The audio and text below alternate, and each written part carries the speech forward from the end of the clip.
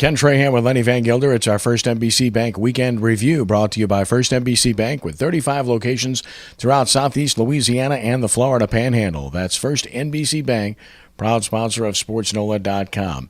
Well, it was a pretty good day for the Pelicans. It could have been a great day, but it didn't end that way. The Pelicans took care of business against Minnesota, winning easily, shot 57% from the field, 6 players in double figures, led by Anthony Davis, who rested in the fourth quarter, and that's good. And then it looked really good for a while last night. Phoenix at home up by 20 over Oklahoma City in the first half, and they blew the lead and lost. So, as a result, the Pelicans still trailing Oklahoma City by that essentially a 3-game margin. So when you look at what's left, Lenny, this was obviously a disappointment not to make up a game, and now it's on the road for the Pelicans, a 3-game trip. The good news is 2 games are against the Lakers and Sacramento. These are absolute must-wins now. And as you look at it, with 9 games left, as I wrote on SportsNOLA.com, I think they've got to win 7. I think at least. It may be 8. And even that, with that, you're talking about Oklahoma City, winning 4 or 5 down the stretch. Are they, the way they're playing right now, are they going to just be essentially a 500 team down the stretch? Of course, there's always the outside chance that Dallas, with the difficult schedule they have down the stretch, could fall apart. That's quite possible as well. So they're not totally solid at this point. I think there's even speculation that Oklahoma City will run up and catch Dallas for the 7th spot. But I think regardless at this point, really what you're going to see is, if the Pelicans are still in this and we're still having this conversation at this point next Monday, Golden State comes to town here Tuesday night the 7th, 8 days from now. And can you contend with them, even if you do get the 8th spot in the playoffs? So that would be nice for 2 weeks. Can you really do anything against Golden State? Well, I think the question will be, will Golden State be motivated? What do they have to play for if they've clinched top seed? That's the bigger question, is what are teams playing for and how do their coaches approach things down the stretch? New Orleans has everything to play for. As for Oklahoma City, they've got a tough schedule the rest of the way too. So it's going to be very interesting to see, but that was clearly a missed opportunity. One thing that looks apparent at Phoenix, you can count them out. They do not look like a team that's good enough to make up the margin that they currently have. Well, they've dropped 4 games out. They could have been 2 games out had they hung on to that 20-point lead Sunday night, but now they're 4 out. That was a huge swing, and that might have been the final straw for them. Final 4 set in college basketball, and the pedigree is obvious. 3 number 1 seeds making it. Great coaches are there. That includes Bo Ryan, who's an underrated coach who's done a great job for a long time. He gets a rematch Final 4 game with Kentucky, and, of course, Duke really taking care of business. They get Michigan State. Tom Izzo, as good as it gets. These are dream matchups in terms of coaching. It was interesting, and there's been a lot of discussion in the out there about just what kind of Final Four. This is as good as we've seen in a long time. And one of the things that I will be watching for come next Monday night is, 1, is it going to be Kentucky and Duke, which is the glamour matchup, and 2, in the media industry like we are, how many eyeballs are going to be watching that thing? This could be as big a championship game as since Magic Bird. That is the kind of the standard bearer out there of what we've seen in the modern era of the NCAA tournament.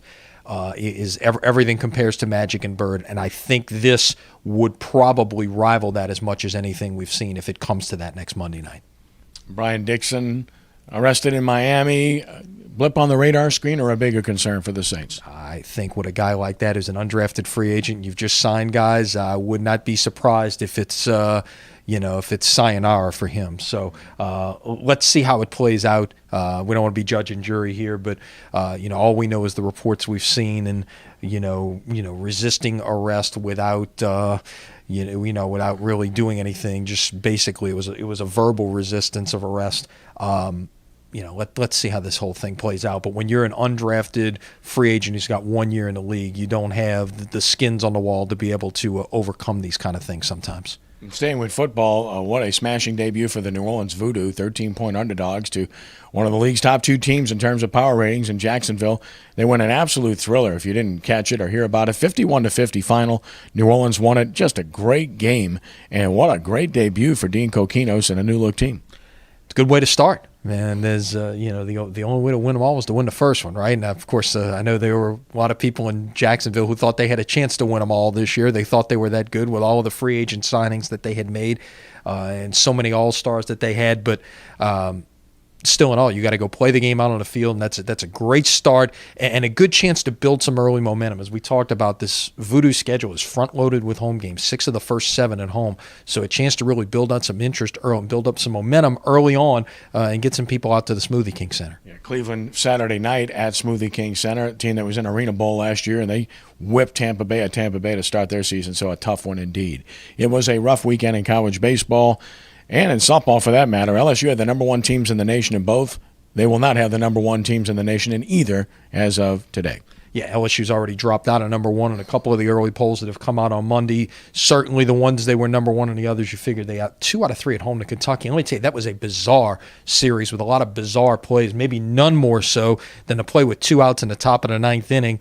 Trying to make a diving catch or a leaping catch on a ball that's, you're up by a run with no one on base. You do everything you can to keep it in front of you. At worst, make it a double, and it turns into an inside the park home run that ties the game, and then Kentucky wins it in extra innings. But just a really strange weekend of baseball at the box. There were some really unorthodox plays on both the Kentucky side and the LSU side. Yeah, and moves that were not able to be made. Stallings was burned on Friday night. Couldn't use him on Sunday when they really needed to nail that game down. But you're right, the play by Foster was simply a boneheaded play.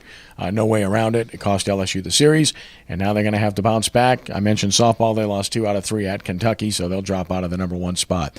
Tulane, meanwhile, they lost a rubber game, too, to Connecticut. Yeah, had a chance to, same situation, a chance to close it out in the 9th inning and couldn't do it, to win the series. So after losing Friday and winning Saturday. But, Tulane with a tough week this week, all on the road. They've got to go to UNC Wilmington for a non-conference game on Tuesday.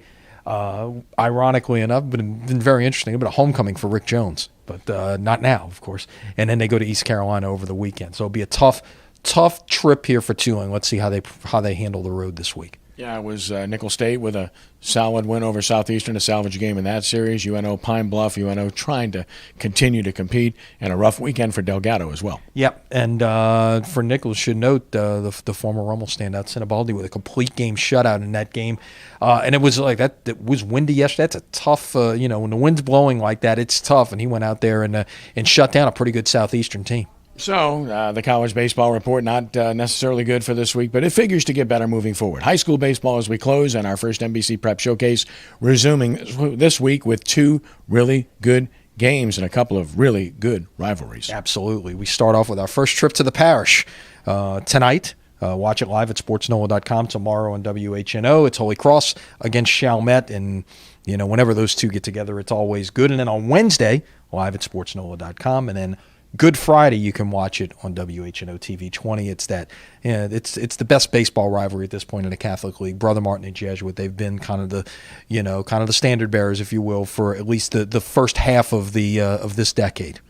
Look forward to that. SportsNOLA.com live, WHNO TV 20 on a tape delayed basis. Lenny, as always, thanks. Have a great Easter week. All right. We'll see you later this week. That's our First NBC Bank Weekend Review, brought to you by First NBC Bank with 35 locations throughout Southeast Louisiana and the Florida Panhandle. That's First NBC Bank, proud sponsor of SportsNOLA.com. For Lenny, I'm Kenny. Have a great day and a great week, and God bless you.